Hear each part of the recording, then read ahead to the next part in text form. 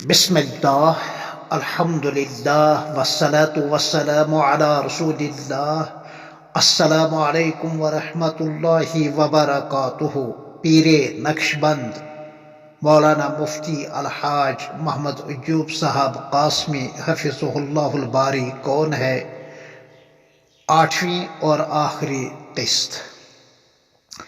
مفتی صاحب موصوف صدر مفتی دارالعلوم دیوبند سربلند یعنی حضرت الاستاذ جامع شریعت و طریقت مولانا مفتی محمود حسن صاحب گنگوہی انصاری رحمۃ اللہ علیہ، ولی دوران حضرت مولانا قاری صدیق احمد صاحب باندوی رحمۃ اللہ علیہ اور عالم ربانی حضرت مولانا شاہ ابرار الحق صاحب ہردوئی حقی رحمۃ اللہ علیہ سے براہ راست فیض یافتہ ہیں، اور اپنے متنوع خدمات کی روشنی میں یہ کہہ سکتا ہوں کہ حضرت شیخ العالم شیخ نور الدین نورانی رحمۃ اللہ علیہ المعروف نندرش کا قافلہ جا رہا تھا کہ مفتی صاحب اسی قافلے کے ایک فرد ہیں جو ذرا پیچھے رہ گئے ہیں۔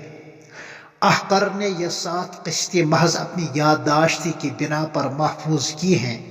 اس حوالے سے نہ میں نے مفتی صاحب سے پوچھا اور نہ ذاتی طور پر ان کو معلوم ہوگا کہ میں ان کے حوالے سے کیا بول رہا ہوں، کیا لکھ رہا ہوں، اور نہ اس حوالے سے میں نے ان کے متعلقین سے کوئی تحقیق کی۔ یہ سب میری ذاتی یادداشت کے کھانے میں محفوظ ہے۔ موقع ملا تو مزید معلومات حاصل ہو سکتی ہیں۔ سر دست مفتی صاحب کے حوالے سے فی الحال اتنا ہی کافی ہے۔ آخر میں یہ عرض کرتا جاؤں کہ احقر ایک طالب علم ہونے کے ناطے یہ جسارت کرتا ہے کہنے کی کہ علماء دیوبند کے خلاف یہ طبقہ جہال ہر دن نیا شوشہ اور ہر روز نیا فتنہ کھڑا کر ہی دیتا ہے۔ سوشل میڈیا پر یہی تخریبی کام ان کا مشغلہ ہوتا ہے۔ گالیاں دینا، توہین کرنا، کافر کافر کی رٹ لگانا اور گستاخ گستاخ کہنا، حتیٰ کہ ہمارے اکابر علماء کو اور ان کا دفاع کرنے والوں کو ماں بہن کی گالیاں دینا، ان کی یہ زرعی خدمات ہیں۔ ہمارے چند نوجوان پیش میں آ کر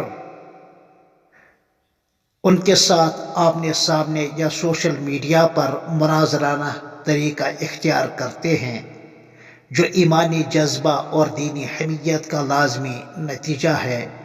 تاہم مجموعی طور پر ہم اس کو موجودہ حالات کے پس منظر اور پیش منظر میں اور زمینی حقائق کو نظر میں رکھ کر پسند نہیں کرتے ہیں۔ بس کام کرتے رہو، مگر ہمارے نوجوان برداشت نہیں کر پاتے ہیں۔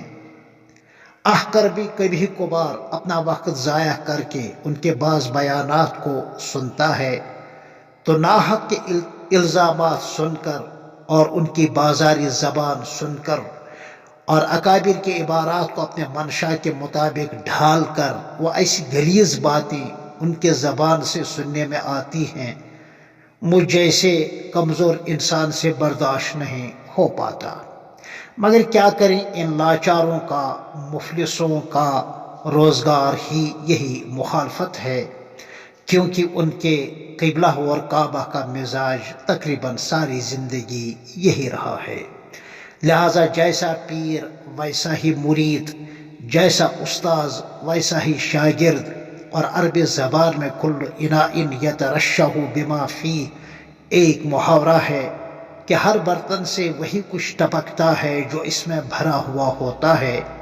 لہذا احقر حقیر فقیر اپنے تمام عزیزوں سے اور شاگردوں سے عرض کرتا ہے کہ وہ حسب معمول تعلیمی، تدریسی، تربیتی، اصلاحی، دعوتی، تعمیری، فلاحی کام انجام دیتے رہیں اور خاموشی کے ساتھ انجام دیتے رہیں۔ ہاں ٹھیک ہے، دفاع کرتے رہیں، مگر اس میں شستہ زبانی ہو، گالی گلوچ نہ ہو، کانٹوں کے بجائے پھول ہی ہم بچھا دیں اور ان کی بد زبانیوں کا، گالیوں کا، گستاخیوں کا جواب علمی و اصلاحی انداز میں دیتے رہیں، چاہے وہ اس کو ہماری بزدلی پر محمول کر لے یا کچھ بھی تعبیر کر لے، اور اپنی منزل کی طرف ہم بڑھتے رہیں۔ راہ چلتے کسی بھونکنے والے کے بھونکنے کی وجہ سے ہرگز نہ رک جائیں، لہذا بڑھے چلو، چلے چلو، تھکن کا نام جی نہ لو، اجالا ہونے سے پہلے چل پڑو، پھر اجالے میں سفر کرو، کیونکہ مشن اولیاء کا کام در حقیقت اجالے کا سفر ہے۔ السلام علیکم ورحمۃ اللہ وبرکاتہ۔